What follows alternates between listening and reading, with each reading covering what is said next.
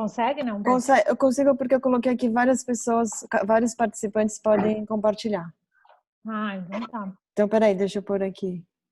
Me põe como anfitriã, que aí eu fico de olho se alguém entrar e fico de olho nessa entrada. Tornar anfitriã. Pronto. Ô, Bruna, tá me vendo? É? Tô te vendo, mãe. Ah, tá. Vou começar aqui a apresentação. Opa! Essa é minha mãe, anciã do espaço, cuidadora de todos Que nós. linda! Bem-vinda! Bem-vinda! Bom, vamos lá, pessoal.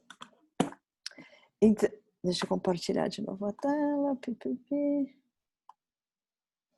Aqui. Bom, vamos lá. Então, tá todo mundo vendo? Sim. Sim? Legal. Então, esse é um esquema que a gente fez, que a gente desenvolveu para explicar que fica lá no espaço o que é o Pé de Gente. Então, nós somos o Centro de Desenvolvimento Integral do Ser, que nós temos como propósito, que é aqui que está no bonequinho, zelar e curar a criança interior, promovendo o desenvolvimento emocional, contribuindo para um desenvolvimento integral, permitindo consciência e conexão com o bem maior, para assim promover um mundo mais amável e harmonioso. Então aqui o bonequinho, ele está no globo, no planeta Terra, e aqui são como que a gente faz isso. Então quando a gente fala de zelar, é quando a gente olha para as crianças e para as relações com não julgamento, aceitação, permitindo que cada pessoa possa ser ela mesma. Nas nossas relações, quando a gente pensa em curar a criança interior, olhar para isso, é através de se reconectando, expressando, aceitando quem você é, acolhendo e aproveitando esse processo que está passando, né, de se olhar, de se auto-observar para se transformar. Então, a gente acredita que quando as crianças têm consciência delas mesmas, e aí com isso consegue ter consciência do seu emocional, olhar para ela, a gente acredita que isso vai contribuir para ela ter um desenvolvimento integral. Esse desenvolvimento integral nas relações é quando cria uma autoconfiança, autorresponsabilidade, autonomia, respeitando suas próprias emoções, se percebendo como indivíduo, enraizando como indivíduo. Quando a pessoa se enraiza como indivíduo, a gente acredita que após isso, ela consegue ter consciência de se conectar com o externo, com um bem maior, com o coletivo. Aí sim consegue ter uma responsabilidade compartilhada, ser amorosa, respeitar as relações, valorizar as potencialidades do outro, acolher e construir assim um mundo mais amável e harmonioso. Então, como que isso acontece, né? Esse propósito que é um sonho, porque hoje a gente vê que a gente está aqui, o bonequinho está começando, ele está jogando as sementinhas no planeta Terra, e aqui a gente está aqui nessas relações dos adultos envolvidos no projeto, olharem para a sua criança interior, olhar para dentro e assim conseguir dar voz para as crianças, permitir que elas entrem nos processos, se expressem. E como que isso acontece? A gente faz isso através do brincar, porque a gente trabalha com crianças de primeira infância, de 1 a 7 anos. Hoje nós estamos com crianças de 2 a 5 anos. Então, através do brincar e no espaço lá no Pé de Gente, na natureza, na área externa, que é onde acontece a maior parte das estações e tudo mais, é que isso é possível. Aí, a gente também acredita e vai desenvolvendo isso através do fortalecimento e o aprofundamento das relações, que acontece diariamente em todos os momentos. E para isso acontecer entre os adultos, por exemplo, nós temos uma partilha semanal. A gente fala sobre as crianças, o processo delas e da família, só que acaba indo também para um lugar dos adultos que estão no espaço, falarem, contribuírem, falarem sobre os processos que eles entram, o que tocou neles, o que acontece dentro deles. Então tem esse campo aberto de um espaço de relações que está na vulnerabilidade mesmo, de se abrir e de ter essa troca e essa construção. E aí, outra coisa, como que a gente faz isso, que a gente olha através da cultura brasileira, das músicas, das cantigas, de algumas brincadeiras, é honrar nossa ancestralidade, olhar para a nossa cultura como uma forma de honrar nossa ancestralidade. Outra coisa que acontece é trazer a diversidade, que está no nosso plano desde o início, trazer essa diversidade para o espaço de diferentes maneiras. Ainda mais, não é só porque está acontecendo, mas quando a gente acredita que quando fala de honrar nossa ancestralidade, não tem como falar em separado de povos europeus, indígenas ou africanos. Até porque quem é brasileiro e nasceu aqui tem tudo isso dentro, no seu DNA. Então não adianta você querer fugir disso, porque está dentro. Então também trazer essa honrar a ancestralidade internamente, mas também trazendo, refletindo no externo, na diversidade do espaço, das relações das pessoas, das raças, de tudo. Aqui, quando a gente fala com essa pedagogia consciente viva, a gente chama assim porque a gente bebe de diferentes fontes. Não tem assim um jeito que a gente vai seguir e é essa a verdade, não. Cada hora chega algo, uma referência, uma inspiração diferente. Então tem Apel, Lídia Ortélio, Maria Montessori, Reggio Emília, Pickler, Pedagogia 3000, Krishnamurti, Sri Aurobindo, Ayurveda, tem várias inspirações que vão compondo o espaço e que estão fazendo ele acontecer. Aí, aqui a gente traz o como também, honrando a cultura da infância, honrando esse brincar, honrando esse brasileiro brincante que tem dentro de cada um de nós, nesse povo que, assim, maravilhoso. Para mim não tem um lugar melhor. O Brasil é um país, é um planeta dentro do planeta Terra, de tanta diversidade, de tanta riqueza cultural da natureza, do povo incrível que existe aqui. E aí aqui, quando a gente traz essa alimentação saudável, consciente, porque além de, sim, a gente, assim, isso já faz parte da minha vida há alguns anos, muitos, o orgânico. Sim, o orgânico por conta da saúde. Porém, não é só o orgânico. Eu acredito no movimento da economia local, não mais da globalização. Domingo eu participei de um encontro mundial sobre a economia local, localization, não mais globalização. Então, de preservar e olhar para esses pequenos produtores, olhar para o consumo local, do seu bairro, do seu entorno, e sustentar isso. E aí tem movimentos vários acontecendo aqui e fora sobre isso.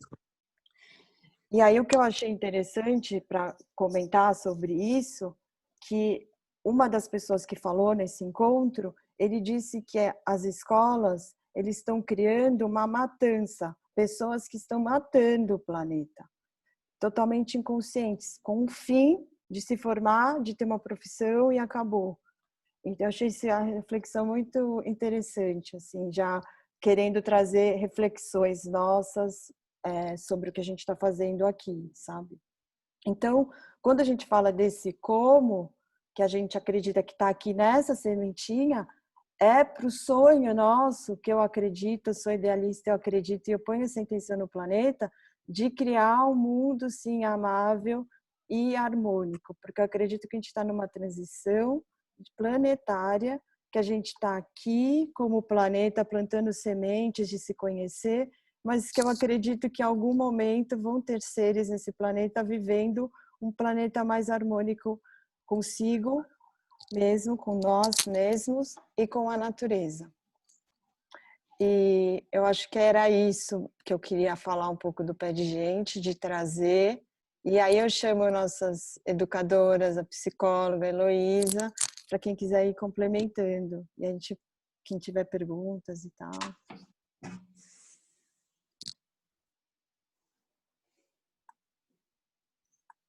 Vou dar uma olhada aqui.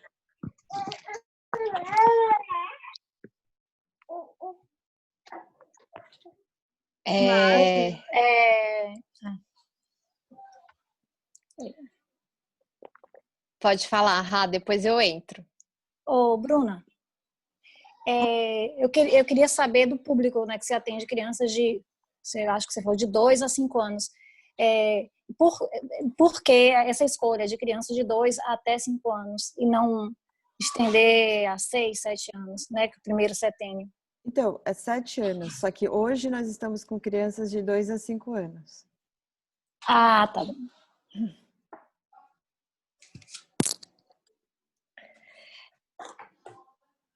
Eu queria falar um pouquinho do meu papel, né, dentro do Pé de Gente, juntamente com a equipe, né, com todas. O Pé de Gente tem uma preocupação muito grande, né? Assim, desde o começo a gente conversa muito de fazer essa ligação do emocional das crianças, dos pais, das famílias e do brincar, né? Do ser brincante da criança no nosso espaço. Então, quando a gente recebe essa família, eu faço uma anamnese bem extensa e longa com essa família, porque isso nos permite conhecer, né, profundamente os pais, né, dessa criança que nós vamos receber. Então, faz com que a gente tenha um olhar super individualizado e super de uma forma global, né? Assim, a gente pergunta desde a gestação, do papel dos pais, dos avós, dos primeiros anos, né? Dependendo da idade da criança.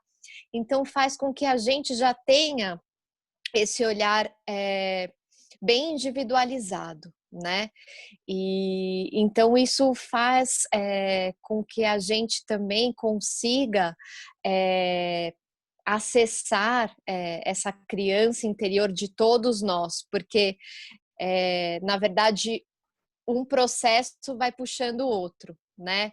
Então é o espelhamento, né, dos processos, o aprofundamento da equipe com as crianças, com as famílias, com essa troca, né, de ter essa rede mesmo de apoio de todos. Então, assim, quis falar um pouquinho, né, dessa parte que eu acho que é super legal da anamnese, que a gente tem desse olhar. E acho que a Raquel pode falar um pouco mais da parte pedagógica, e aí a gente pode ir, de repente, trocando o que a gente for lembrando. O que você acha, Rá? Legal. Eu acho que o que eu sinto de falar assim agora são 2 pontos, né, que estão aí nessa base da Terra, que é o brincar com a natureza e sobre a ancestralidade, né? Então, eu, na minha visão e na minha experiência como educadora, sempre reparei uma ligação muito forte das crianças com a natureza, né? Como se elas realmente tivessem conectadas, né? Talvez por uma aproximação esse grande evento que é o nascimento, né? E então eu sempre percebi no olhar, nas brincadeiras, né, como as crianças elas vão procurando a natureza, né, para brincar de alguma forma. Então, quando eu entrei no Pé de Gente, eu acho que esses olhares casaram muito bem, assim, um grato presente. E o que eu acho interessante, né, usar a natureza, né, como as crianças vão trazendo para a gente como uma linguagem. Então, de uma forma a observar essas sutilezas, né? Do que a criança está precisando, né? Confiar nessa intuição que as crianças mostram para a gente. Então, lá no espaço, a gente estava começando, né? A gente estava finalizando um ciclo de adaptação quando veio a pandemia. E o que a gente fazia muito era ir observando mesmo o que cada criança ia trazendo, quais eram os maiores interesses, né? Lá tem uma casa de brinquedos, então, a princípio, as crianças iam muito para lá. Porque são brinquedos lindos, de madeira, maravilhosos, carrinhos, bonecas, casinhas. E então, tem um deslumbramento, né, a princípio. E a gente, como era adaptação, a gente foi acolhendo essas vontades e observando. E aí aconteceu que a gente falou, não, eles estão muito na casa dos brinquedos, enfim. Então, vamos tentar trazer como que a gente pode inserir a natureza nessa brincadeira, né? E aí a gente teve essa ideia de pedir para eles coletarem coisas, né, na rua, nas praças, e irem trazendo para a gente fazer coleções, né, de pedras, galhos, folhas, enfim. E aos poucos a gente estava conseguindo introduzir, né? E aí a gente foi barrado com a pandemia e tal, mas a gente estava nesse processo, né, de ir trazendo, enfim. E nas adaptações também, então, por exemplo, tinha uma criança que gostava muito de mexer na água, então ele ficava ali na pia, na torneira, e a gente foi criando estratégias para oferecer essa água, assim, sem desperdício, e era o que ele precisava ali naquele momento, né? Outra criança, que era um menorzinho, tinha muito interesse pelos instrumentos, né? Então, o elemento ar. Entendendo, né? Então, ele precisa desse elemento, vamos acolher isso também. Outra criança gostava muito de comidinha, né? Então, a gente pode pensar no elemento terra. Então, é isso, observar, deixando a criança, né? Acho que isso que me cativou muito no Pé de Gente. De você não interferir demais ali no brincar, né? Enfim. E essa parte de honrar a cultura brasileira, eu acho que eu tenho uma coisa pessoal muito forte no meu trabalho e que veio com... Porque quando a gente fala de natureza, a gente está falando de ancestralidade, né? De terra. Quem que cuidou disso aqui tudo antes da gente chegar aqui? Então, da gente conseguir valorizar, né, e mostrar para as crianças de alguma forma a consciência desse chão que a gente pisa, né? E a cultura é viva, e quem vai cuidar da cultura depois são eles, né? Então, tem que trazer essa consciência. Acho que por enquanto é isso. Uma coisa que eu queria complementar e trazer é sobre as estratégias da pandemia, que eu acho que é legal compartilhar.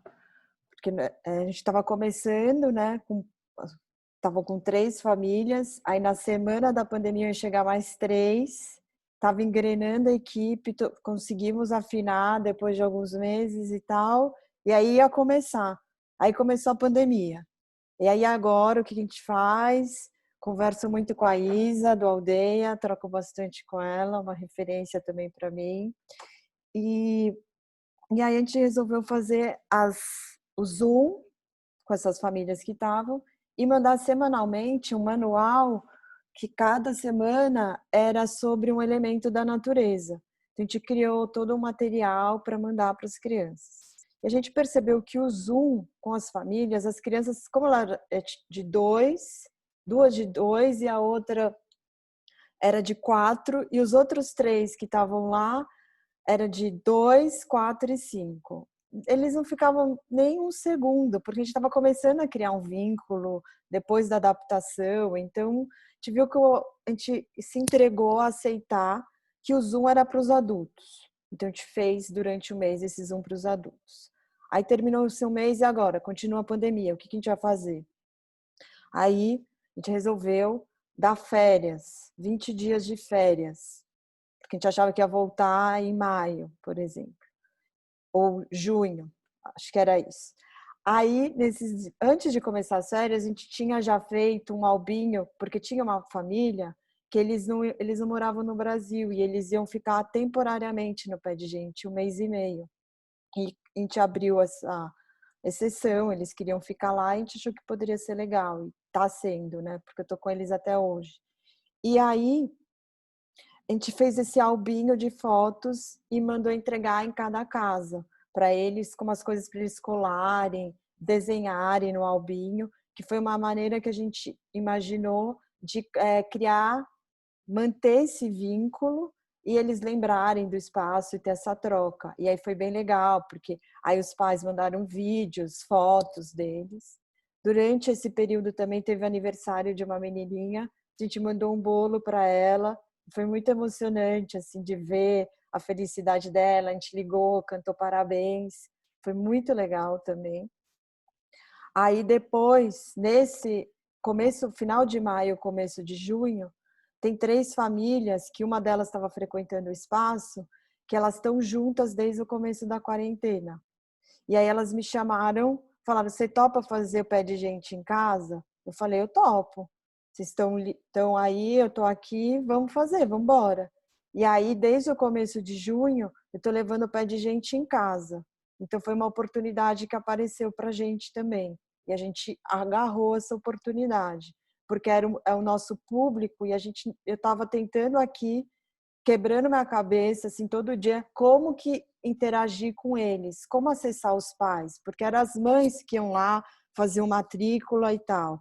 E aí caiu, assim, como uma luva, essa oportunidade de conhecer melhor essas famílias. Então, eu estou vivenciando a relação dos pais com as crianças, das mães, entre os irmãos, entre os amigos. Então, está sendo um material muito rico, que eu estou tendo a oportunidade de vivenciar isso, e aí toda semana a gente compartilha com a equipe e vamos construindo isso de uma outra maneira.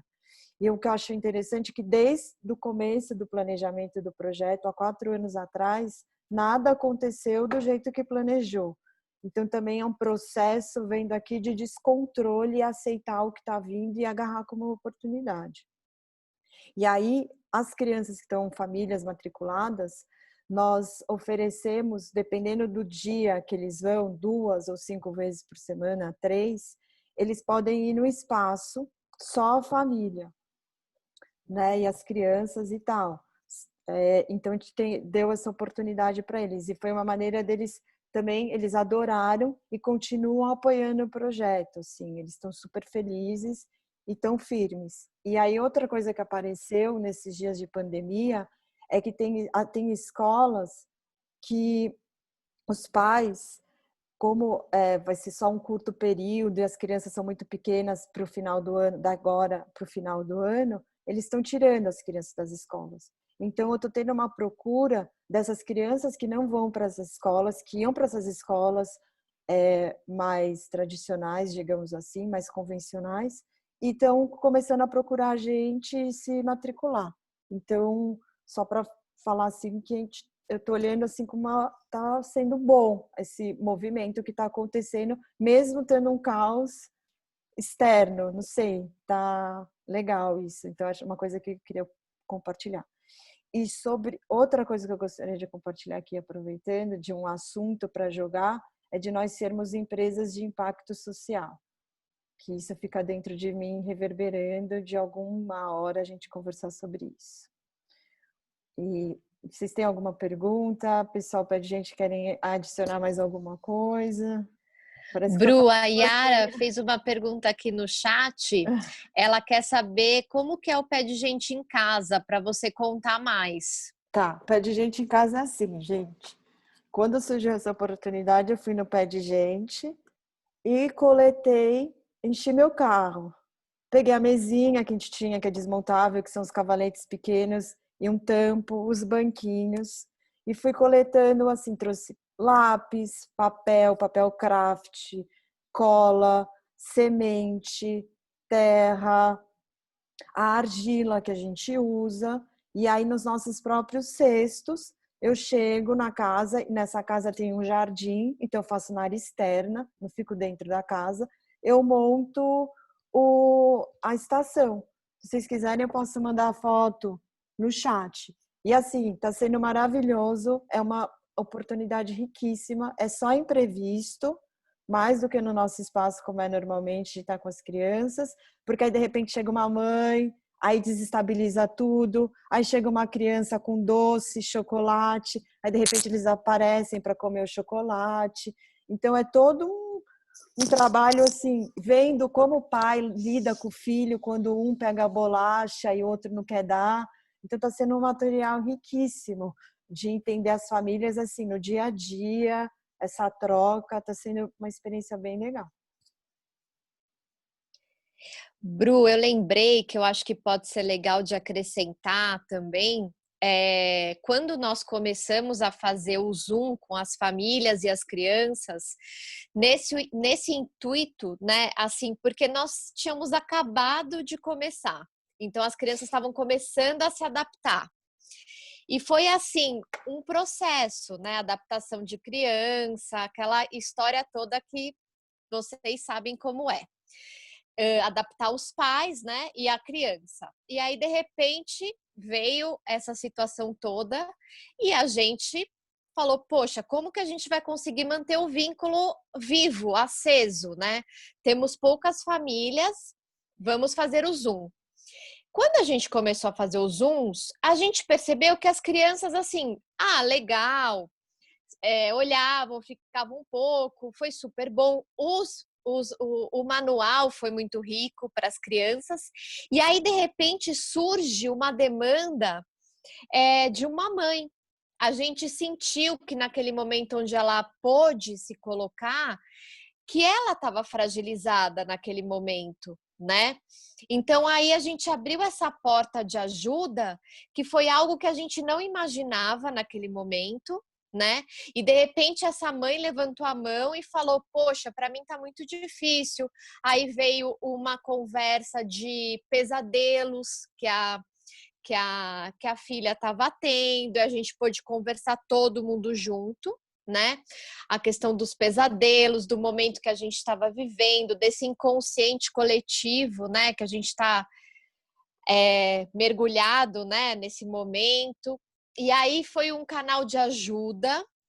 E depois teve um Zoom com essa família, o que foi super rico, que dela pôde abrir, que ela estava num momento super fragilizada, porque o marido foi requisitado no meio da pandemia para sair de casa, então ele estava saindo de manhã e voltando à noite, e ela super fragilizada, com a filha em casa, toda essa rotina que todos nós sabemos como é, né?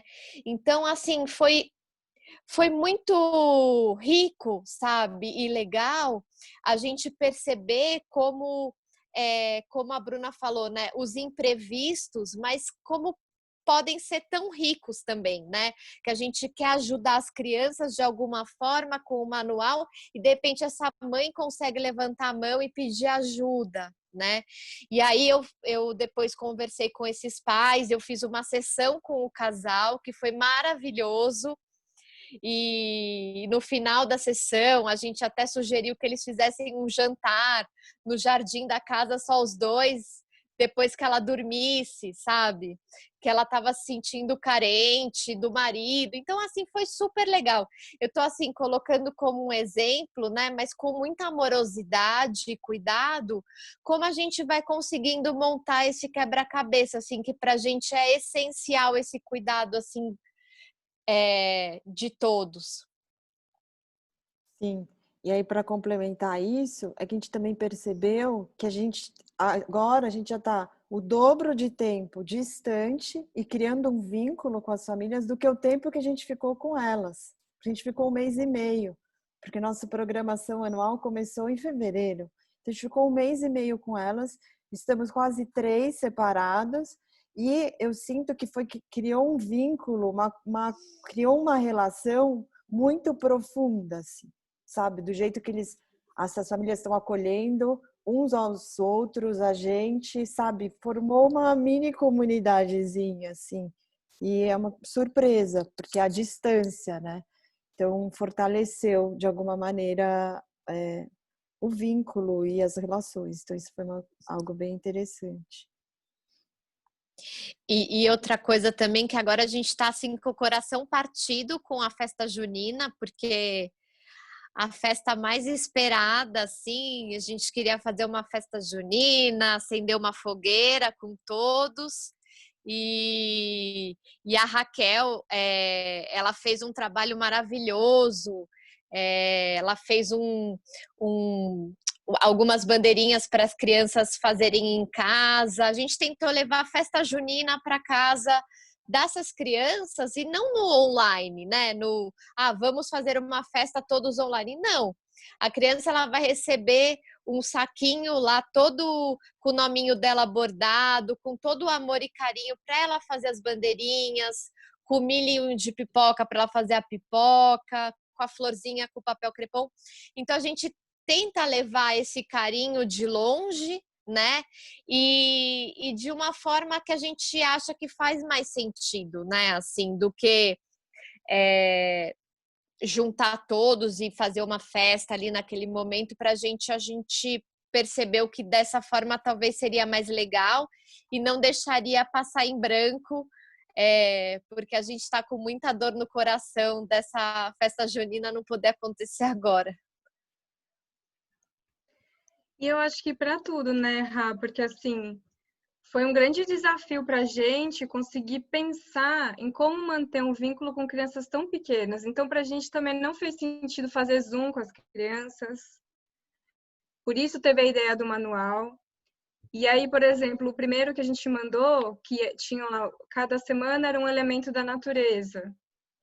Então, o primeiro foi água, e aí brincadeiras com água, atividades, ateliês com água, uma culinária que envolvia água, um relaxamento que envolvia água e uma história que envolvia água. E então foi um jeito também de um espaço que está começando e com as crianças começando, de também mostrar para essas famílias e para as crianças o repertório que o espaço tem, né? Como que a gente trabalha? E agora, nesse mês de junho, a gente está desenvolvendo outro manual, que é o Manual Junino, e que é um manual, querendo ou não, mais para as famílias, porque tem um sentido mais formativo do que é a festa junina. Então, o primeiro foi sobre as origens da festa, o segundo foi sobre o mastro, qual que é a importância do mastro na festa junina, o terceiro sobre os quitutes, as comidas, e o último sobre a fogueira. Então, é uma forma também de dentro desse tempo a gente conseguir comunicar a forma como a gente trabalha, o que a gente acha que é importante, né? E aí começou a rolar uma angústia também do tipo, tá, mas e as crianças? Como que as crianças vão sentir o pé de gente, né? E Bru, E quer aí... tirar a sua tela compartilhar? Bru, você está compartilhando sua tela A ainda, gente tá vendo seu e-mail, Ixi. Ô, gente, vou pagar de chata também aqui pra gente depois pra gente poder ver a Lilian também hoje. A gente vê o que vocês finalizam, o que vocês sentem Não, de só falar. finalizando essa ideia, que aí veio essa ideia de mandar para as crianças esse presente, assim, com algumas bandeirinhas para eles colocarem em casa, um alecrim para eles jogarem na fogueira e um passo a passo e crepom para eles fazerem flores para enfeitar o mastro, enfim. Aí.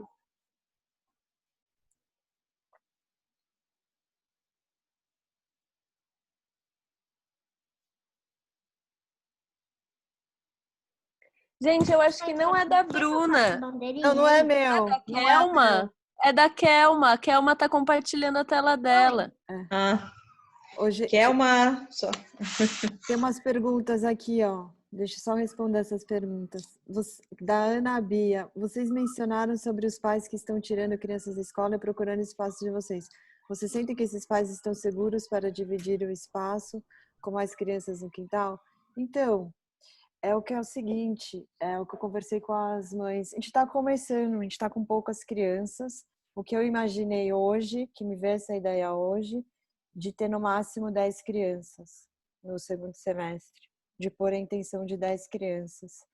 Dependendo de como for, quando vai abrir, a gente não sabe ainda, mas eu pus essa intenção, porque o nosso espaço ele é bem grande, ele é bem aberto. A gente já até comprou algumas coisas que eu já li, por exemplo, o termômetro que só encosta. A gente já comprou isso para ficar medindo as pessoas. Deixar na entrada um álcool gel gigante que falaram que tem, que a pessoa nem encosta, assim, um negócio que você põe com o pé. Tem algumas coisas que a gente já está começando a pensar, assim, mas não tem nada certo e como vai ser. Que acho que a Isa propôs de ser uma conversa para um próximo dia. Então, e a mãe, por exemplo, que veio me procurar hoje, ela não, eu topo isso. Não são muitas crianças, é aberto, então as pessoas que eu conheço, assim, que estão perto do quintal, por enquanto eles não estão tranquilos, assim. Não sei, né? Hoje, amanhã pode mudar tudo, né? E também aqui, Bru, a Thaís está perguntando se tem alguma alternativa para as famílias que não desejam ter um contrato anual. Não, a princípio é o contrato anual mesmo. Mas chegaram famílias que ficaram lá 3 meses, essa de 1 mês e meio. Então, assim, geral é o anual. Mas no começo chegaram esses casos que a gente abriu uma exceção. Vamos, então a gente já queria finalizar. Gostaria de agradecer, pessoal. Acho que é isso, né, gente? Para entrar, Lília, muito obrigada. Obrigada a todos. Quem quiser conversar mais, estamos abertos. Com certeza. Olá. Obrigada, meninas do Pé de Gente. Muito legal ver vocês. Tá dando para ouvir a gente bem? Porque a nossa questão da internet aqui é um pouco precária. Bom, a gente vai fazer um relato de uma escola que, como o Pé de Gente, também nasceu há pouco tempo. Nasceu em fevereiro. Mas é uma escola que ela já vem primeiro sendo construída há mais de um ano, né? Construído mesmo o espaço físico. E nós, eu e Gabriel que está aqui, meu companheiro, Oi, gente. A gente veio com nossas 2 filhas pequenas, a Liz, que tem 6 anos, e a Luna Rosa, que tem 2. Ela veio com menos de 2 ainda, com 1 aninho. A gente veio morar no Malawi. O Malawi é um país africano do sul, né? Enfim, faz fronteira com Moçambique, está mais para o lado leste, lado sudeste da África, né? Então faz fronteira com Moçambique, faz fronteira com Tanzânia e Zâmbia. É um país sem litoral, então para a gente foi bem diferente, né, essa adaptação, que a gente vem de Paraty, como a Mari e a Mona. Mas, enfim, eu não vou me estender na nossa história porque não cabe, né? O tempo é muito curto. Mas vamos dizer assim que caminhos internos e externos, acho que muito mais internos do que externos, nos trouxeram aqui no fim de agosto, início de setembro do ano passado. E a gente veio como voluntários de uma organização, uma ONG brasileira, chama Fraternidade Sem Fronteiras, que tem projetos tanto no Brasil quanto na África, em alguns países. O projeto do Malawi é um dos mais recentes, né? E existia esse projeto de escola, mas que não tinha ainda, apesar de já ter construção, né? A escola começou assim como uma empreiteira, né? Começou criando os prédios, as salas de aula. Eu vou entrar aqui agora no porquê disso, né? Porque a gente tem um público específico. E essa escola não tinha ninguém da área da educação que estava aqui ou que estava, enfim, disponível naquele momento. A gente cruzou os caminhos com o pessoal da fraternidade nesse momento e viemos para cá para ser essas pessoas, embora não tenhamos experiência com gestão, escolar, mas a gente veio para cá para cumprir esse papel, para cumprir o papel de dar uma cara a essa escola, segundo os princípios da organização, claro. Só a título de curiosidade, esse projeto ele não nasce no Brasil, ele nasce no Malawi, com pessoas daqui. Então, o projeto tem lideranças locais, né? O projeto ele atende, ele começou, a origem dele está no campo de refugiados de Dzaleka, que é um campo de refugiados de quantos anos? De 26 anos, isso. Um campo que é de 94. Esse campo ele foi iniciado lá após genocídio de Ruanda, um momento em que, né, muitos campos de refugiados apareceram na África, no continente africano, para receber essas populações.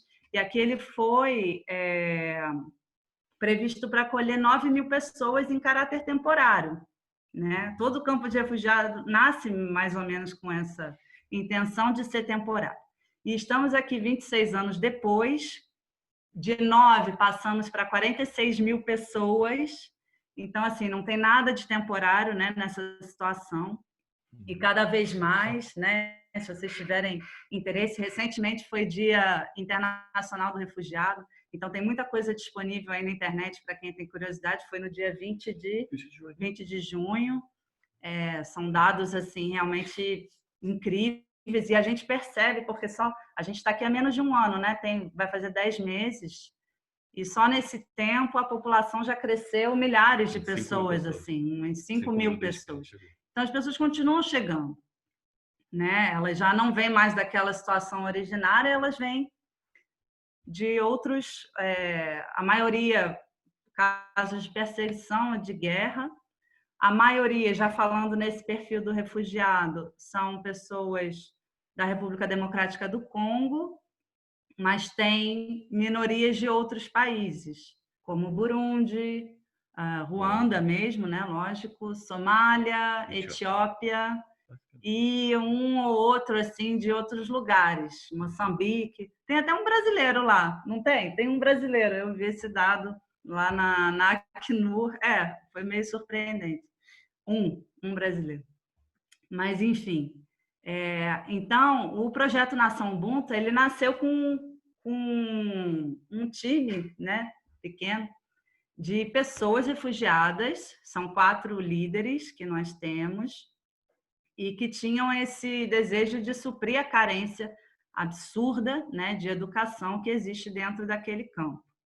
Claro que, assim, são milhões de carências, né? Como vocês podem imaginar, é uma realidade assim completamente surreal, né? Para quem estava vindo de onde nós viemos, que eu imagino que seja um pouco como a realidade de vocês. A gente não estava na cidade grande, mas a gente teve essa trajetória, né? Saímos do Rio, fomos para Paraty e chegamos aqui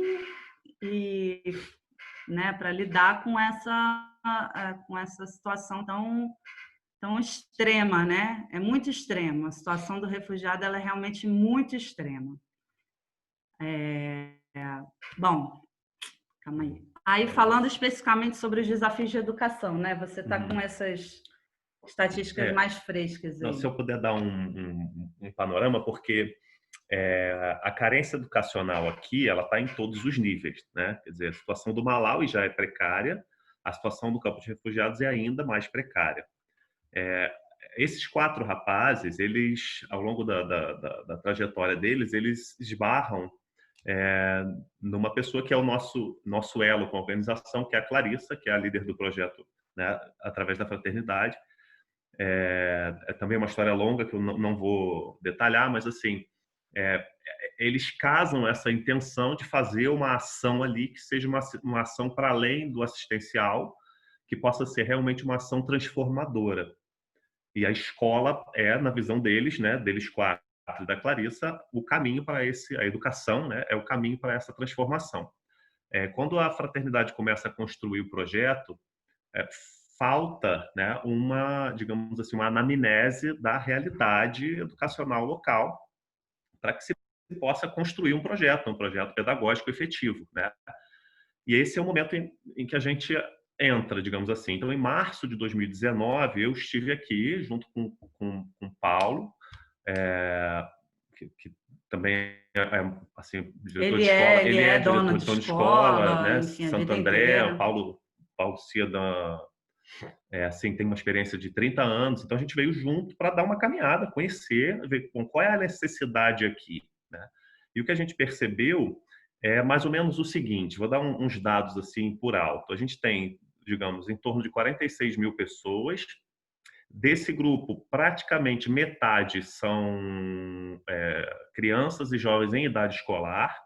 E desse grupo, a situação é a seguinte: alunos de ensino médio, apenas 20% são contemplados por educação, tem vagas nas escolas, dentro do campo de refugiados. Os alunos que eles chamam de primary aqui, né, do primário, que seria o ensino fundamental, a gente tem mais ou menos 40% a 50% dos alunos contemplados. E na pré-escola, a gente percebe mais ou menos 8% dos alunos contemplados, sendo esse o grupo majoritário dentro do campo. Então, a maior parte, o maior contingente populacional é de crianças de 0 a 7, né? E esses não são contemplados. A nossa conversa no campo fez a gente perceber que, além do fato de não haver vagas, não há, por conta mesmo da percepção geral, isso é uma coisa que a gente percebe que na África, de maneira geral, é forte, mas aqui no Malawi e no campo se reforça também o fato de que criança com menos de 6 anos não precisa estar na escola. Eles estão com as mães, né? Assim, a mãe cuida. Mas a mãe aqui, a mulher aqui, ela está na lavoura, ela está na bomba da água, porque não tem água encanada, ela está cozinhando, ela está cuidando dos filhos. Quer dizer, bom, ela não está cuidando dos filhos, quem está cuidando dos filhos é o irmão mais velho. A gente falou, bom, se a gente quer fazer um projeto realmente transformador, a gente vai começar de onde a necessidade é mais evidente. E dentro da nossa percepção, né, assim, naquela fase que num contexto de trauma precisa ser a mais imediatamente acolhida, né? Então a gente sugeriu começar com uma pré-escola. A gente tinha a justificativa estatística e a justificativa, digamos assim, filosófica para apostar numa pré-escola. E a Fraternidade aceitou isso e a gente chegou aqui em setembro para começar a trabalhar, para tentar multiplicar pelo menos, né, dos 300, dos quase 4 mil, 5 mil nessa faixa etária, assim, pelo menos dobrado das 300 vagas que existem ou que existiam antes da gente começar, né? Mas assim, um outro detalhe é que a gente não atende apenas crianças refugiadas. O Malawi, ele é o país que acolhe, e eu acho que isso é um padrão também por aqui, pelo continente, acho que mundo afora, quer dizer, enfim, vou falar aqui pelo continente africano, porque isso eu já li. São os países mais pobres os que recebem as pessoas que estão fugindo dos seus países por motivos de guerra. Então, o Malawi, ele é um dos países mais pobres do mundo. Ele tem, sei lá, ele é o quarto da escada lá de baixo para cima, em IDH. O Malawi é extremamente carente, extremamente. Então, é justo também que a gente acolhesse no nosso projeto as crianças da comunidade que acolhe o campo, né? Então, embora o foco do projeto tenha começado e nascido para atender crianças refugiadas, a gente abriu vagas também para crianças malauianas. O local onde fica Dzaleka, que é onde nós moramos, a gente não mora dentro do campo, porque o projeto ele fica na borda, assim, vamos dizer. É do lado, mas não é dentro. E isso faz também com que, por uma questão de diplomacia também, a gente tenha que aceitar crianças dos vilarejos, né? Aqui nas zonas rurais são pequenas vilinhas, também cheias de criança, né? Tem muita criança, e que também não tem escola. Não tem vaga em escola. Não, nem tem pré-escola. Não é algo que você veja aqui, né? Que exista por aqui. Isso casa com a filosofia do projeto também. O quê? Acolher todo mundo. Sim, precisa, o projeto é Nação Ubuntu, né? Então a essência dele é realmente essa fraternidade entre povos também. Eu vou falar um pouco mais dessa questão da diversidade, como a gente lida com isso dentro da escola. Então, além das milhões de nacionalidades e de etnias dentro dessa nacionalidade, né? Porque só o Congo, que é o maior país que manda a gente para cá, o Congo é um mundo, tem muitas etnias diferentes, muitas etnias, inclusive rivais, né? E que vêm para cá. Então, não é nenhuma questão assim, tem congolês e ruandês, não. Tem mais do que isso, né? Dentro desse rótulo aí congolês, tem várias etnias, cada um com a sua cultura, com a sua língua mesmo, né? Eles não falam a mesma língua. Então, além disso, tem também as crianças malauianas, que estão lá com a gente. E nós temos 184 crianças. Basicamente, 184 famílias, porque tem poucos irmãos, mas tem alguns irmãos também. E aí, para entrar um pouco no relato de como foi construir, porque, como eu falei, nosso papel aqui, ele era pensar a escola como um todo, né? Então, desde os princípios pedagógicos, né, que a gente não queria também montar, obviamente, nada pronto, e entregar assim como, isso aqui que a gente vai fazer, isso foi uma coisa que a gente construiu junto depois também com a equipe de professores, com outras pessoas. Nossa, a gente foi tão ajudado, é tão legal esse movimento também do trabalho social, porque a gente é tão ajudado, sabe? É incrível. Inclusive, tem pessoas aqui nesse Zoom que me ajudaram assim horrores. A Mari, né, assim, diariamente eu estava mandando, no princípio, trocando mensagens com ela, e ela, nossa, foi muito importante, porque ela veio com essa bagagem e passou para a gente. A Mona Lisa também passou o que ela tinha lá na João de Barro, e dali, né, esse foi um dos meus papéis aqui também, né, de fazer essas conexões e ampliar cada vez mais isso, né? No início usando muito essa rede brasileira, mas depois também saído um pouco dela, focando aqui no contexto africano, lugares que atendem refugiados, enfim, para a gente ter parâmetros mais parecidos com o nosso, né? Eu acho que no Brasil dá sim para a gente ter muita inspiração e referência, principalmente porque a educação infantil, mesmo nos documentos oficiais, né, brasileiros, ela é top, ela é sensacional. O que a gente não vai ver necessariamente na prática, na realidade, né, das escolas como um todo, mas em termos de documento a gente está bem servido, eu acho, e, né, eu usei muito isso. E agora também com as questões que as escolas públicas estão enfrentando, né, porque também lidam com população vulnerável, isso também tem me apoiado muito, nos apoiado muito aqui nesse pensar sobre como seria uma reabertura, manter fechado ou não. Eu queria trazer isso como o nosso ponto de repente, diálogo. Eu não sei se vai dar tempo, tomara que dê. Mas, assim, é muito legal porque a gente recebe muita boa vontade mesmo das pessoas para nos ajudar, e esse é um trabalho que não se faz sozinho, assim, é impossível. E isso também é da essência do projeto, né? Desde esse nome Ubuntu, que foi o nome que eles deram, que veio com eles. É um projeto realmente comunitário, né? Da comunidade, e você precisa fazer junto, senão não funciona. E aí, além de pensar essa proposta pedagógica, a gente também chegou com a missão de selecionar professor, fazer uma primeira formação, né, dentro desses princípios.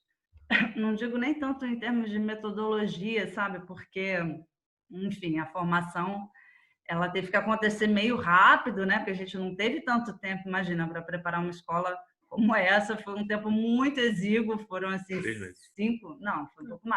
4, 5 meses. Foi muito, muito pouco tempo para preparar espaço, mesmo físico, né? A escola não tinha um parquinho, sabe, uma área externa. Eu falei, gente, não, educação infantil, essas crianças vão estar do lado de fora, então cadê? Onde é que elas vão estar? E isso tomou, né, acho que nosso janeiro inteiro em mutirão, construindo um parquinho para as crianças. Janeiro e fevereiro, né? Janeiro e fevereiro até a gente começar. E o tempo da formação, né, que também foi estendido. O próprio tempo da seleção foi estendido, porque a gente queria realmente entender qual é daquelas pessoas, né, porque era uma responsabilidade muito grande. E aqui a gente também não pode esquecer que não são só as crianças que são beneficiárias do projeto. Todos os voluntários são, né, porque os voluntários, a maioria vem desse campo também. Então, não vai necessariamente aparecer pessoas lá que, sei lá, estão indo por vocação, porque acredita e...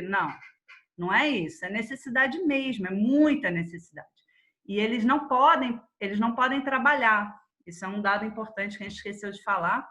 Pela lei do Malawi, refugiados não têm direito a trabalho. Na real, eles não têm direito nem a ir a lugar nenhum. Eles são pessoas que estão confinadas ali. Quarentena eterna. Né?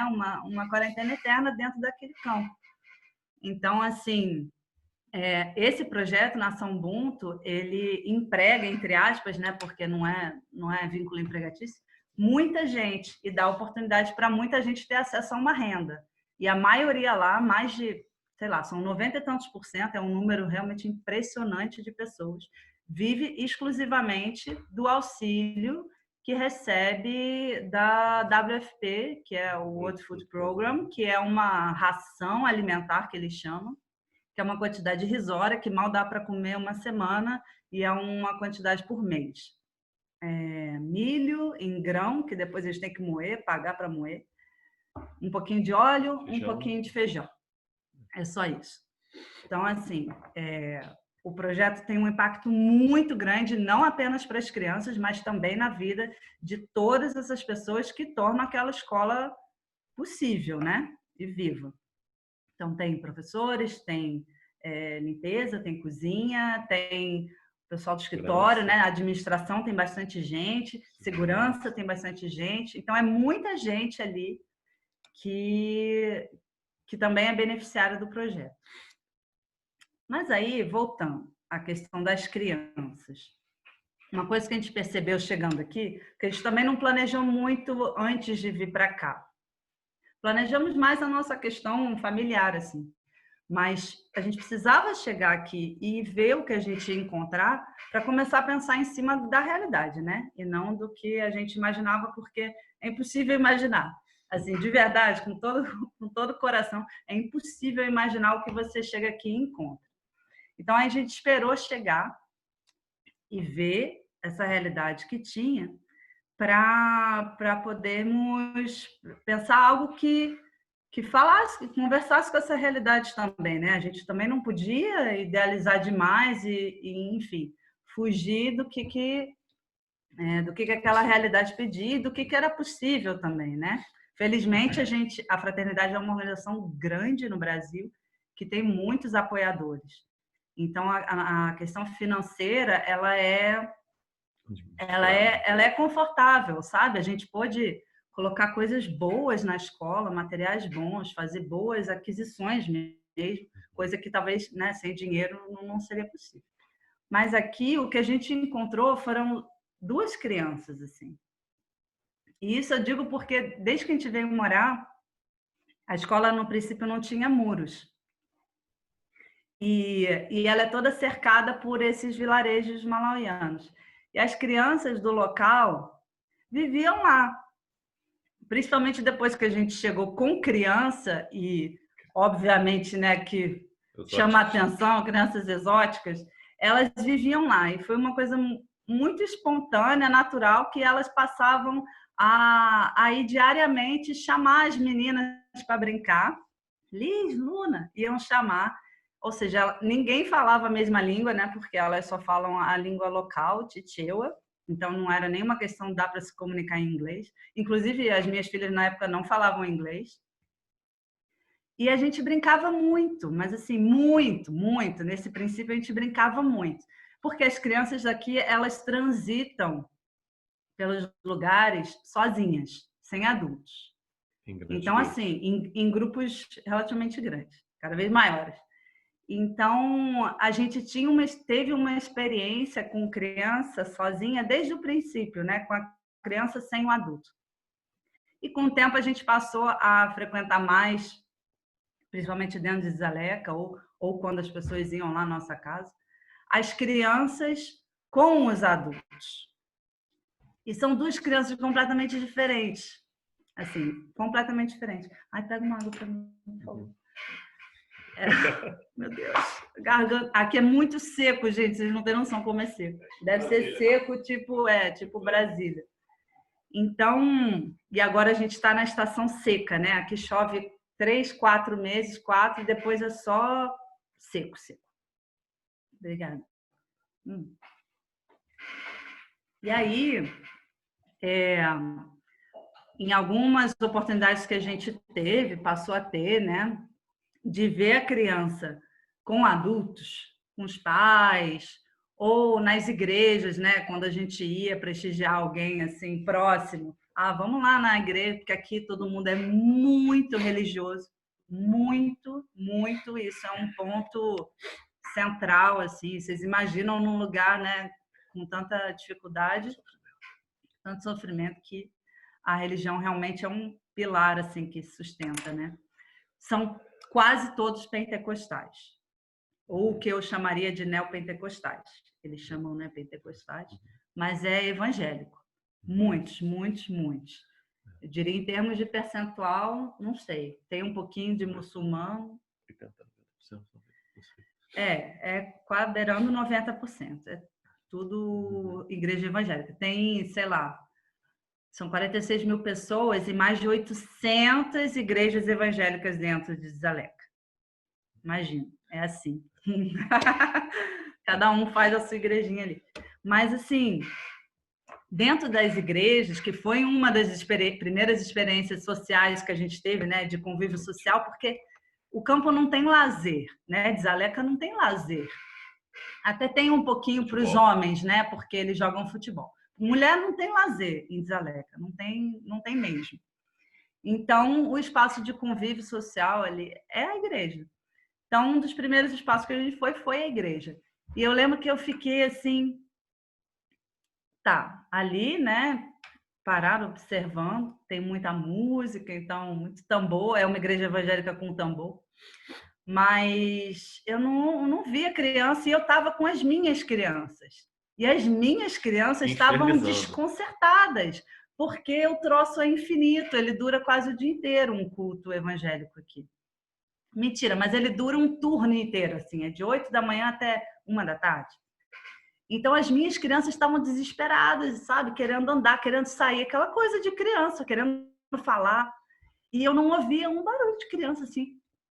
E de repente, eu lembro que foi muito tempo depois que eu olhei para trás, assim, e eu vi trocentas crianças. Mas, assim, muitas crianças no canto, atrás, quieta, assim, ó, parada. Muda horas e horas e horas a fio. Então, essas crianças, assim, ninguém está ali, né, falando para elas ficarem quietas. É uma coisa, é uma coisa que vai sendo construída, eu imagino, com o tempo, né, desde sempre, desde muito bebê. Você via que tinha até bebês assim. Os bebês eram um pouquinho mais difíceis. As mães tinham que ficar pegando e botando no lugar, pegando e botando no lugar. Mas em certo ponto, até um bebê parava, ficava ali sentado, parado, sem fazer barulho. Então, foi esse primeiro impacto que a gente teve de ver essas duas crianças africanas, né?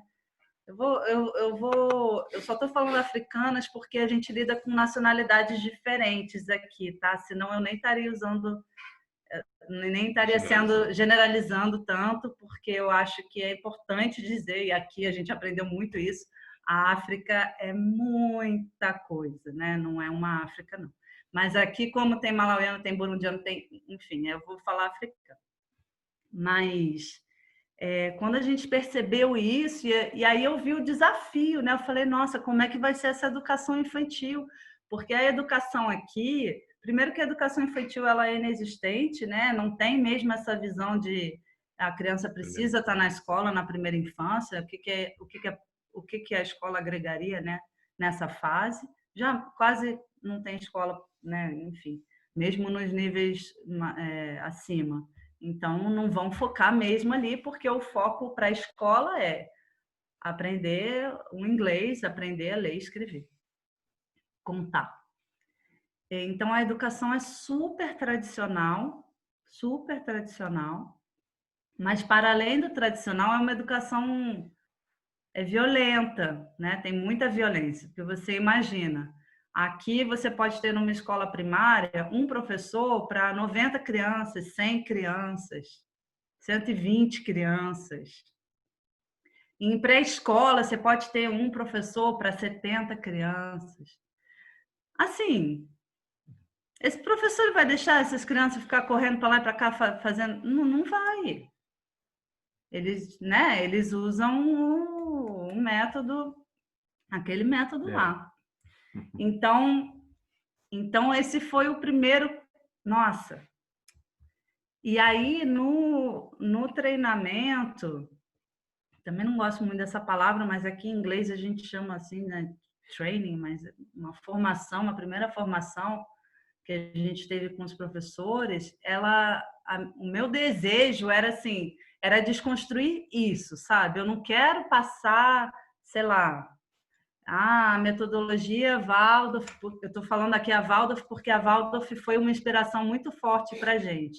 A gente entendeu que a Waldorf ela tem muito a contribuir aqui nesse contexto, né, específico desse lugar, com muitas, né, relativizações, adaptações, mas tinha muito a contribuir. Mas, assim, eu não vou focar em passar uma coisa muito... Não, a primeira coisa que a gente tem que fazer é falar assim, era entender o que é natural da infância. Porque, né, essa forma de lidar, de prender o corpo da criança, de prender a fala, de calar a criança, silenciar, ela é muito violenta, né? Até quando ela não está batendo ali, mas, enfim, chega até esse nível, né, de bater, mas, assim, ela é muito violenta, porque ela tira o que é muito espontâneo e natural da criança. Então, essas pulsões da infância foi uma das primeiras coisas que a gente quis trazer assim, para o debate com os professores, para entender assim, uma criança que está manifestando essa pulsão de correr, de pular, de arremessar, de agarrar o outro e se jogar no chão, ela não está sendo desobediente, ela não está sendo bagunceira, ela não está sendo, sei lá, enfim, desrespeitando a sua autoridade. Ela está manifestando algo que é natural, ela não consegue sequer controlar. Mas, é claro, com muita vontade de controlar essa criança, você consegue, você faz ela ficar controladinha. Mas não era o que a gente queria. Então esse foi o primeiro exercício. E aí, como é que você vê essas pulsões da infância, né? Esses esquemas, assim, que são essas necessidades bem vitais, como... Eu até tinha separado aqui algumas coisas, porque tinha um material em inglês bem legal que falava de esquemas. Eu não sei se é assim que se usa em português, mas eu traduzi assim, meio como essas pulsões mesmo, essa coisa assim de precisar, que é importante para o desenvolvimento, né? Enfim, tem muito estudo em cima disso, o próprio desenvolvimento cerebral mesmo, ele precisa dar vazão a essas pulsões. Então, de correr, perseguir, rodar, balançar, brincar com os elementos naturais, isso é próprio da infância. E isso eu vi quando eu falei aqui que tem essas duas crianças, porque quando a criança daqui não está com um adulto, ela manifesta essas pulsões lindamente, sem ninguém precisar mandar ela fazer nada, ela faz isso. E eu vi muito isso com elas, brincando assim com as minhas filhas, sabe? Elas fazem isso, elas brincam pra caramba. Elas, inclusive, têm um corpo assim extremamente ativo, ágil e maravilhoso. Então, era entender que sendo isso natural, a gente repreendê-la por estar fazendo algo natural é uma violência e pode gerar danos, inclusive, né, irreversíveis no nosso entendimento aqui. E aí, quando fica claro isso, de que, poxa, o que é natural da criança eu não posso tolir, sei lá, estou misturando muita língua aqui. Aí a gente entende que aquilo que é mais primordial dela é onde ela vai manifestar todas essas pulsões, que é onde? No brincar, como, né, o Pé de Gente falou aí muito bem.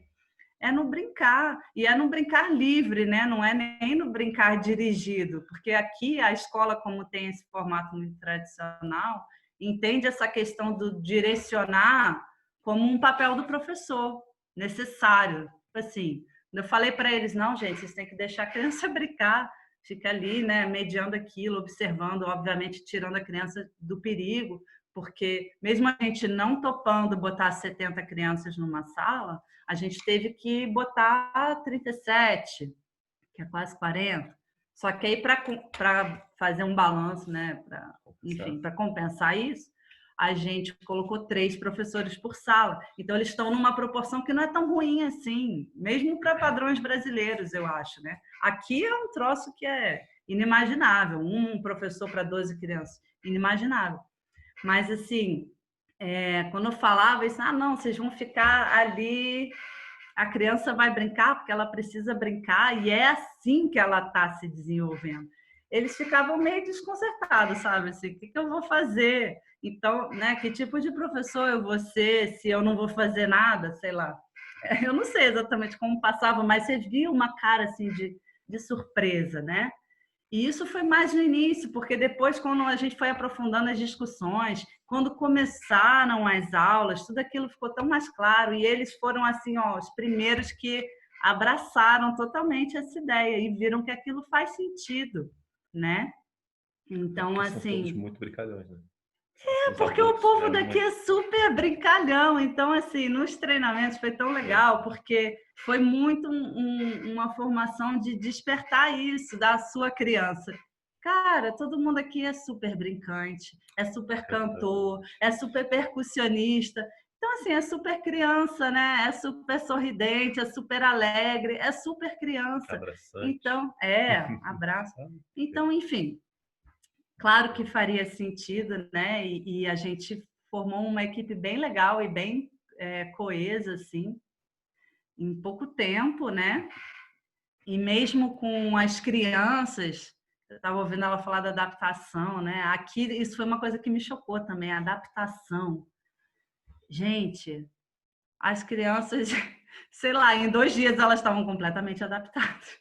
A gente teve uma criança, eu acho, de 184 que ficou assim, chorando aquela coisa, mamãe, mamãe, só. Claro também, né? Vamos ser justos, porque são crianças que às vezes comem uma vez por dia, que não tem absolutamente nada em casa, sabe? Não tem um brinquedo, não tem nada. Ela chega naquela coisa linda que tá aquela escola, enfim, é muito fácil adaptar, né? Mas para ser bem justo. Mas, assim, foi uma coisa que eu fiquei chocada, porque eu fiquei lembrando da adaptação das minhas filhas, como foi difícil. Uma mais que a outra, mas, enfim, teve um processo, né? E ali não teve. Entrou, já foi. Aí, o tempo passa muito rápido, eu não falei quase nada. Mas, enfim, tudo bem. Só para, assim, eu acho que a gente está afinado em termos de pedagogia também, porque eu tenho fotos. Eu fiz inclusive um negócio aqui para mostrar. Mas você pode botar e continuar falando, não tem problema. Pode ser. Vou tentar compartilhar aqui a tela. Screen.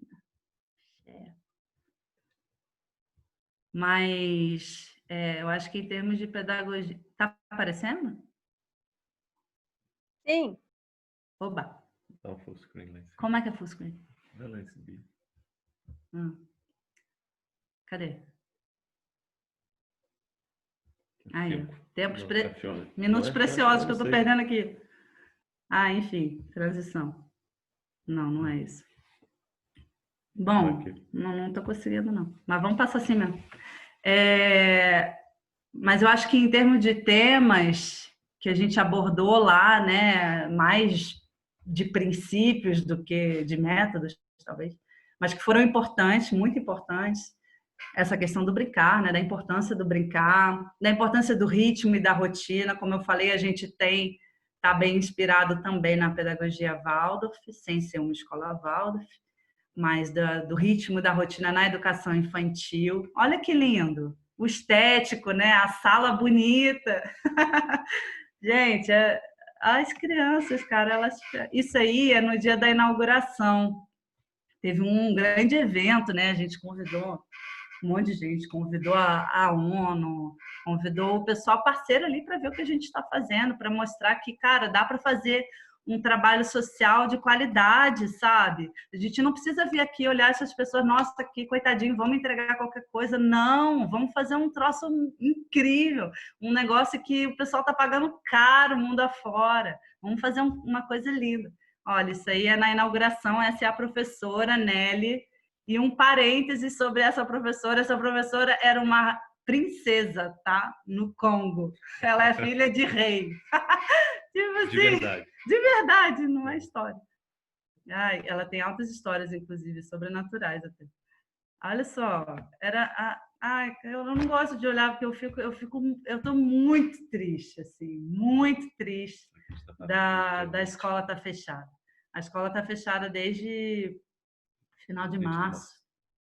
E, enfim, essa era a questão que eu queria trazer. Olha só, um canto assim com livros e, pô, gente, é muito legal. Isso aí foi o que eu falei, que a gente botou a mão na massa para fazer o parquinho, né? Aí, vamos fazer uma playhouse, uma casinha de brincar? Vamos, mas não vamos fazer uma casinha de madeira, não. Vamos fazer uma casinha com a tecnologia tradicional daqui. Aí a gente fez uma casa lá de pau a pique nos modelos, né, dos vilarejos aqui, usando pneu pra caramba, que era uma coisa barata também de encontrar. A nossa casa está ali no fundo. A gente mora nessas casas de trás. Ai. Bom, aqui a gente ainda está fazendo, aqui eles estão brincando, maravilhosos. Ai, gente. Pintamos os professores. Cara, os professores fizeram tudo isso. Não só os professores, né? Teve outras pessoas de outros departamentos envolvidos. A casinha. Cara, a casinha ficou linda demais. Aí, ó o brinquedo. Maneiro. Gente, isso é na formação. Uma coisa legal que eu queria falar sobre a formação também é que, como eu falei, foi uma das primeiras coisas que eu falei, né? É um trabalho que a gente recebeu muita ajuda e continua recebendo, e tem muito apoio, e o pessoal se encanta e quer fazer, quer ajudar. Então, tiveram outros professores também que quiseram vir aqui. Teve uma professora que ela é tutora até de escola Waldorf. Houve sei lá, uma coisa meio... Uma conjunção astral aí com a pedagogia Waldorf para ela se manifestar aqui. E essa professora, Sandra Beck, ela veio e deu um curso um pouco... parênteses. Ela deu um curso um pouco antes das aulas começarem. Então, eles entraram com segurança, sabe? Foi super legal. Aqui eles estão fazendo agulha de tricô. Estão fazendo a própria agulha. E depois aprenderam a tricotar. Alguns já sabiam, outros aprenderam. E aí eles ficavam num parquinho. O que a gente vai fazer se as crianças estão brincando? Gente, vai tricotar. E eles tricotaram um monte de coisa. Aqui foi num treinamento também. A gente, né? Enfim, a gente só brincou, né? Foi super legal. E aqui eu tô cantando um cacuriá e eles estão dançando.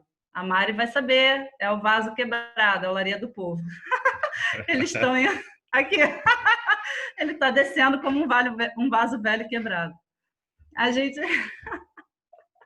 E a gente tinha um mascotinho aqui, ó. Tá vendo esse pequeno aqui? Ele é filho de uma das professoras, o Michael. Foi uma coisa legal também, que foi uma decisão política, eu vou falar aqui, de ter representatividade feminina no grupo. Porque a maior parte das pessoas que apareceram, né, para o processo seletivo eram homens. As mulheres, elas estão, sim, restritas ao lar, em Dzaleca e, enfim, fora. Mas não restritas ao lar, né? Porque elas também estão na lavoura, elas também estão no... Enfim, fica um monte de homem fazendo nada do lado de fora e as mulheres fazendo tudo. E com filho nas costas. Então, assim, eu consegui, sei lá como a gente conseguiu sair de um universo gigante de homem, e a gente tem mais professoras mulheres do que homens. Né? E, inclusive, essa mamãe desse pequeno aqui, ela, na hora de começar, assim, ela falou: Lília, eu não vou conseguir porque eu não tenho ninguém para cuidar do meu filho. Aí eu falei, cara, ela era a melhor, assim, a mulher é incrível, ela é sensacional, assim, é uma pessoa maravilhosa. Eu falei, não, e agora? Aí a gente a gente deslocou uma pessoa para fazer um berçário para os filhos das voluntárias do projeto, porque tinha outras mulheres também com os filhos, né? Mas elas ficavam com ele nas costas e estavam lá fazendo. Mas para o trabalho específico da sala de aula ficava complicado, então a gente deslocou uma pessoa para essa pessoa poder fazer parte do time. Aí a gente plantou, né? A gente falou muito sobre a relação da criança com a natureza, porque, enfim, essas pulsões, onde é que elas se manifestam, né? Essas da infância? No brincar, e elas se potencializam onde? No brincar do lado de fora, porque precisa de espaço. Então a gente falou muito sobre o lado de fora, a gente fez um mandalinha e tudo com essas folhas secas de lá, não tinha nada verde. Mas enfim, não tinha flor, não tinha nada. Agora isso aqui é um jardim lindo, cheio de flor. Mas olha, isso aí é o timão que a gente treinou. A gente não selecionou, a gente selecionou metade deles. As crianças comem.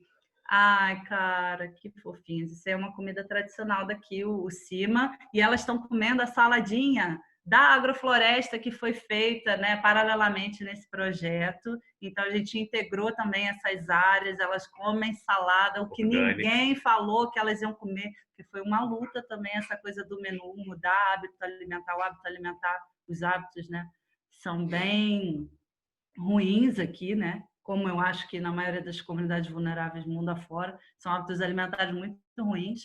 E a gente teve que negociar isso, né? E o pessoal, não, elas não vão comer salada, e elas comem assim, ó, facinho. E aí elas estão do lado de fora, eles tinham atividades de jardinagem também. A gente pegou uma pessoa da agrofloresta, que é um professor nato, assim, é esse menino aí do meio, Jojo. Olha que lindo! Andando na salada, no milho. Ai, gente. É alface.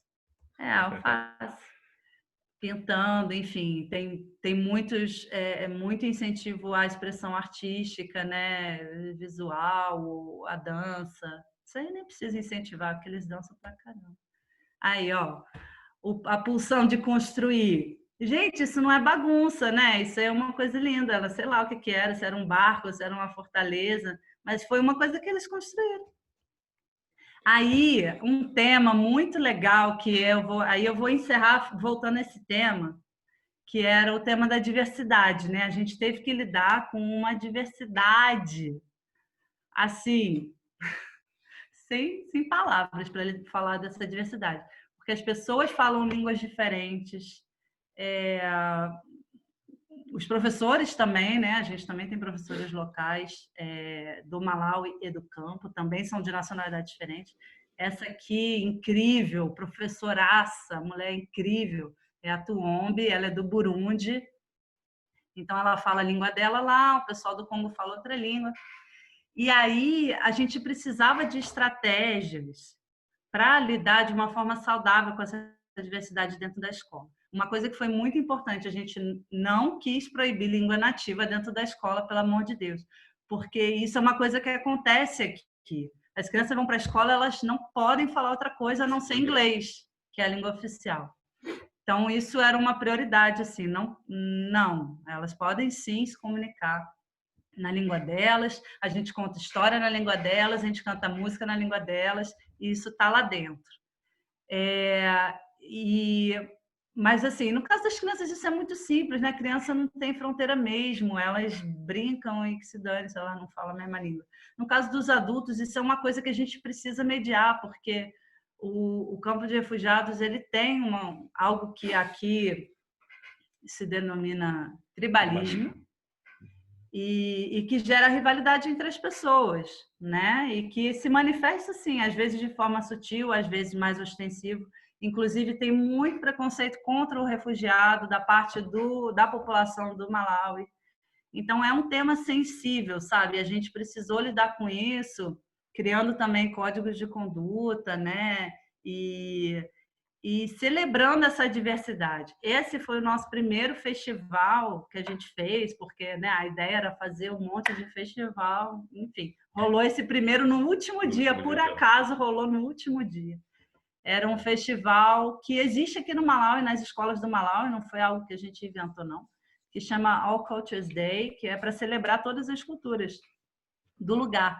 Então, cara, você não tem noção. Eu estava esperando, porque não era um festival aberto para os pais, era uma coisa interna, né, da escola. Eu estava esperando uma coisinha assim, ai, pequena e meio improvisada. Cara, eles fizeram... Juro, eu tenho um vídeo. Eu vou compartilhar esse vídeo. Eles fizeram uma superprodução, mas assim, você não tem noção. Cara, foi a coisa mais incrível da minha vida, foi ver essas crianças e os professores fazendo isso acontecer. Nossa, engajadíssimos, cara, assim... É realmente muito, assim, me dói profundamente o coração pensar que a escola está fechada agora e que todo esse, né, tudo isso não está acontecendo. Isso aqui é uma reunião nossa de professores, a gente fazia reunião no parquinho, sabe? Falava, não, vamos ficar do lado de fora, é mais gostoso aqui, tem sombra. Esse canto aqui de trás hoje está cheio de girassol, porque a gente plantou girassol. Então, nos muros do parquinho, a gente não colocou tijolo, a gente deixou assim aberto. É a coisa mais linda, mais linda. E isso aí foi uma outra festa que a gente fez até antes da escola começar. Eu tinha trazido essa saia de chita lá do Brasil, que, enfim, quem me conhece sabe que eu estava lá envolvida com os cacuriás, a cultura popular. Então, eu trouxe um monte de coisa, eu trouxe instrumento, eu trouxe um monte de coisa. Todo mundo aqui sabe tocar tudo e cantar um monte de... A gente fez aula de português, inclusive, usando o cacuriá. E sabe jexá, e sabe um monte de coisa. E isso foi um evento que a gente fez de comemoração dos 10 anos da organização. Foi muito lindo, muito lindo. E a gente já usou, né, aquilo que... aquelas inspirações que seriam depois o que a gente faria na escola, né? Tudo que é importante para a gente. O lado de fora, a natureza, a brincadeira, o cantar junto, dar a mão. E, sei lá, eu terminei com esse baobá aqui só porque eu acho incrível o baobá. E tô eu e minha filha agarrando o baobá ali, porque foi uma emoção muito grande ver um baobá pela primeira vez, eu não vou mentir, não. Foi muito grande. E assim, acabou que o ponto mais árduo que eu queria falar, que era a questão da reabertura, né? Enfim, eu não sei, já está no tempo aqui, 9h30, né? Assim, só para pincelar, que é uma coisa importante quando a gente pensa em reabrir ou não, essas crianças, essas famílias, e, enfim, toda a comunidade de Zaleca, a comunidade malauiana em geral, né? Porque, vamos dizer assim, que deve ter um percentual mínimo de pessoas que têm uma boa condição de vida aqui, mínimo mesmo, elas vivem sob muito risco, muito risco. Então, assim, o risco do coronavírus aqui, ele não é lidado, né, da mesma forma que a gente viveria, né, enfim, pessoas de classe média no Brasil, com medo de adoecer, ou sei lá. Aqui, lá no campo, tá tudo igual, o Malawi inteiro tá tudo igual, ninguém pode deixar de viver sua vida. Ninguém pode mesmo deixar de viver sua vida porque tem um vírus por aí, né, que pode ou não matá-lo, enfim. As pessoas passam fome de verdade, assim, é muito, muito, muito triste. E tem milhões de outros riscos, né? Eu agora estou vivendo com esse conflito, com quem eu tenho falado mais sabe, assim, que a escola, isso foi uma coisa que eu li, que eu tenho lido muito sobre a experiência do Ebola, né? Como foi o retorno das escolas pós o Ebola, porque tem a ver aqui com a Júlia está chorando. Chora não. que a educação, ela não é algo que a gente pode dar ao luxo de sacrificar num momento como esse, sabe? Né? Tô falando aqui desse contexto, tá, gente? Ela é uma arma para reverter isso aí, porque os abismos que já existiam, eles estão muito maiores, a gente sabe disso, né? Tem o Brasil aí, que é o pior exemplo de todos, mas isso é mundo afora. E então, os efeitos a longo prazo, tem os efeitos de curto prazo também, né? Tem os efeitos imediatos, os efeitos isso a gente conseguiu driblar porque a gente garantiu a segurança alimentar dessas famílias, a gente dá comida para eles mensalmente, inclusive muito mais do que a ONU está dando lá. Desculpa, eu não queria falar mal da ONU, mas enfim. Não é culpa da ONU. Não é culpa da ONU. A ONU, a gente brinca aqui, não é sério, eu tô falando aqui, mas é sério. A gente brinca aqui porque a ONU tem muitos órgãos, né? E o órgão para os refugiados, vocês imaginem que ele é não é prioridade. Não é prioridade, ele é o primo pobre da ONU. Então, assim, não é nenhuma questão de não querer fazer, não. É uma questão de não vem dinheiro para cá, não vem. Vem pouco, né? Vem muito aquém da necessidade. Então, a gente está com coisas acontecendo dentro do projeto Nação Ubuntu para mitigar essas dificuldades todas no meio da pandemia. Não é apenas comida, não. A gente está apoiando com organizações pequenas lá do campo que estão fazendo um trabalho, estão se arriscando para pegar água no poço e levar na casa dos mais velhos, fazer as compras para eles não terem que sair, que estão limpando os banheiros, porque os banheiros são coletivos, compartilhados. Uma família, ela usa o mesmo banheiro que outras 10. E aqui, quando eu falo família, não são 3, 4 pessoas, não. São 10, 15 pessoas. Então, assim, é um troço. Tem gente lá limpando esses banheiros, pessoas da própria comunidade, sabe? Porque não tem ninguém para fazer isso. Então, a gente, como organização, né, como projeto, a gente está apoiando essas pessoas porque elas não têm visibilidade nenhuma, elas não têm padrinho, elas não têm recurso.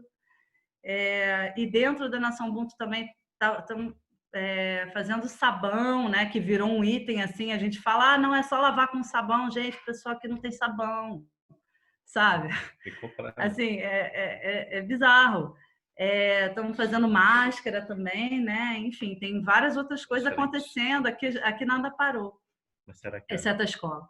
Mas, voltando para a situação da escola, a gente sabe que as crianças, mesmo ficando em casa, elas estão suscetíveis a muitos riscos que elas já estavam antes e que a escola veio e deu uma apaziguada, né?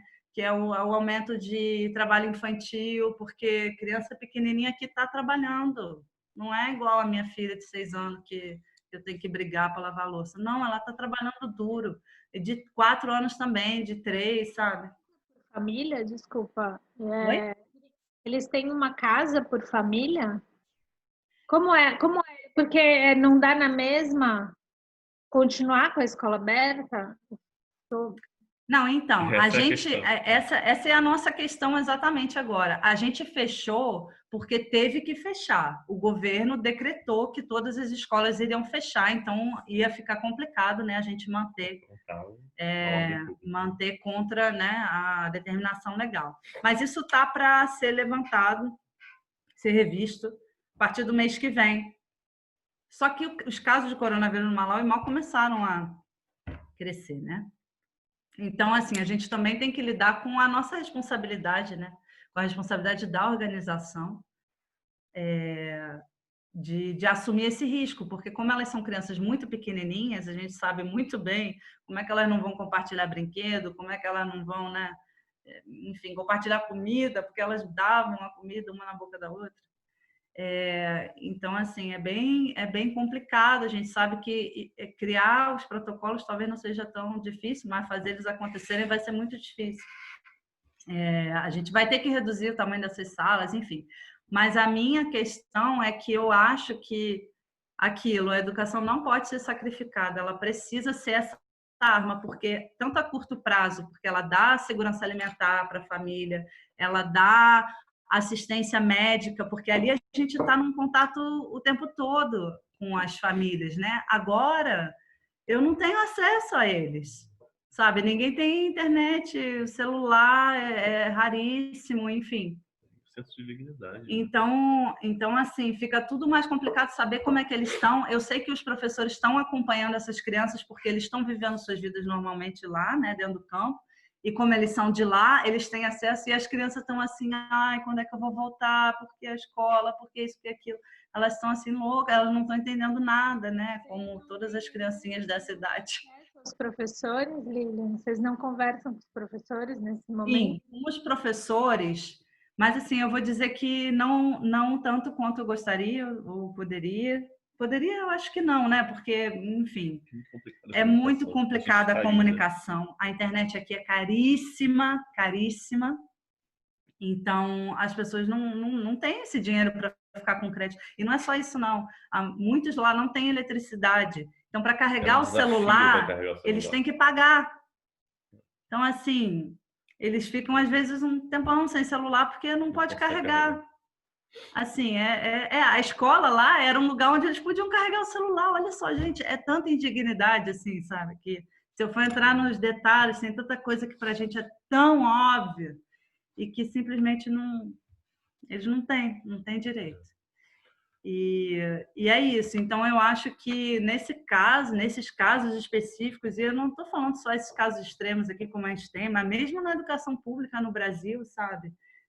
Eu tenho acompanhado aquela série do Paulo Foch, não sei se fala assim o nome dele, pô, maravilhoso, tá me dando vários insights aqui, porque eles estão falando de educação pública, né? Eu estou ali naquelas primeiras 7, estão falando de desafios parecidos, sabe? Os desafios de expor uma criança fora da escola muito mais do que estaria expondo ela na escola. Essa é a verdade.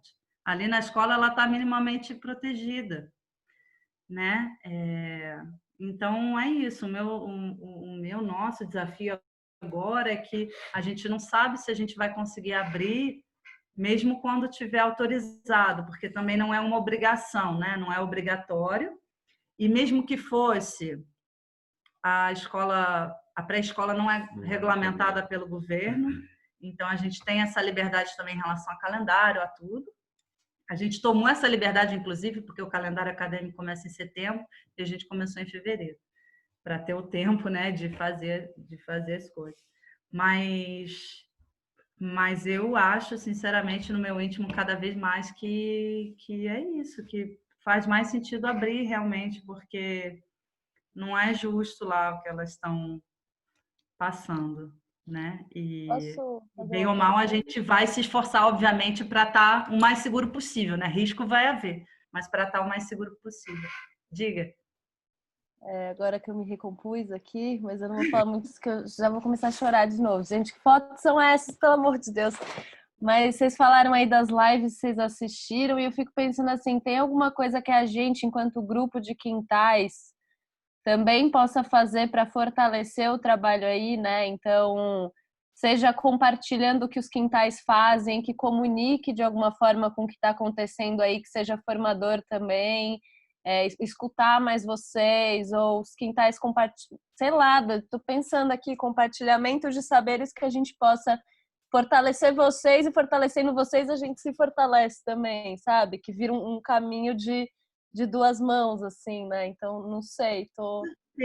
Com certeza. Uma coisa que, por exemplo, nessa quarentena, né, mais ou menos quarentena, eu tenho entrado em contato, inclusive cheguei até vocês numa dessa, né, de procurando gente, eu preciso falar com gente, eu preciso saber, eu preciso, né, pensar junto, porque a gente ficou muito isolado, né, a gente já está preso aqui no Malawi, já tem isso. Então, a gente optou por ficar, tá? Antes que pareça que a gente ficou preso sem querer, a gente optou por ficar, a gente teve uma oportunidade de sair, né, antes de fechar, mas a gente não veio aqui para sair assim, sabe? Então a gente optou por ficar e por conta das nossas filhas a gente está aqui tentando se proteger mesmo, né? Eu não posso também mentir aqui para vocês que eu, sei lá, não estou preocupada com isso, é claro que eu estou, especialmente pela minha família, mas a gente tem uma responsabilidade aqui e eu preciso muito dessa troca. Então, nesse tempo, eu já conversei com outras pessoas também, através do Reinaldo Nascimento, do Território do Brincar, da Pedagogia da Emergência.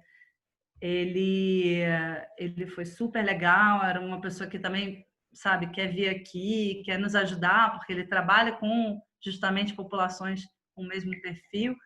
E ele já me colocou em contato com uma pessoa que é coordenadora de um projeto super bacana de educação num campo de refugiados gigantesco no Quênia, e aí eu troquei com essa pessoa. Então, assim, essas conexões são muito importantes. Eu agora também estou... Os professores, cara, eles estão assim... Porque ocupação lá no campo é luxo, como eu falei. Eles não podem trabalhar.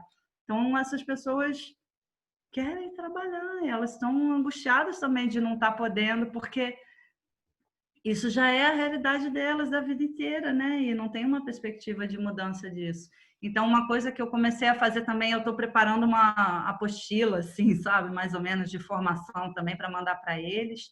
Mas tem que ser um material em inglês, né? Porque dá muito trabalho traduzir. Tem que ser pequeno, porque eles conseguem baixar. Não, baixar não. Eu vou imprimir material físico para dar. Esse, né? Esse eu vou dar.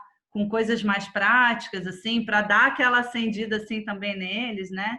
E são coisas que eles me pediram, que eles estão angustiados. E é isso, e essas trocas, através do Evaldo, que é uma outra pessoa também muito sensacional, que passou um tempo aqui com a gente, que é professor também. Ele fez um mini curso de filosofia, o pessoal se amarrou. Imagina, super pentecostais tendo aula de filosofia, foi engraçado. Mas foi muito legal, porque o Evaldo é um cara muito sensível.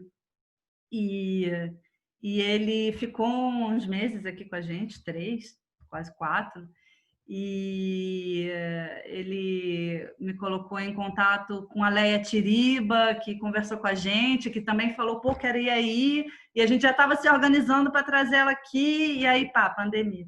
Mas, assim, essas conexões eu acho que são coisas muito valiosas para a gente aqui, sabe? Porque, eventualmente, enfim, alguma coisa pode nascer daí, né? Dessas conexões. E mesmo é isso. Aqui eu acho que para a escola também ter essa consistência, né? De longo prazo, em termos pedagógicos, a nossa intenção não é morar aqui para sempre. Então, é legal que tenha pessoas sempre trocando com as pessoas daqui, né? Para que isso... A gente sabe que uma escola precisa de um tempo para se acomodar, assim, né, em termos de prática pedagógica, não é uma coisa que é rápido. Gente, parte 2, com certeza. São 10 então, eu tinha proposto isso, mas de repente eu acho que talvez eu pelo menos tenho algumas perguntas, acho que outras pessoas têm, mas a gente está com o tempo hoje talvez esgotado, não sei qual é a disposição. Eu sei que a Isa e a Júlia têm uma reunião agora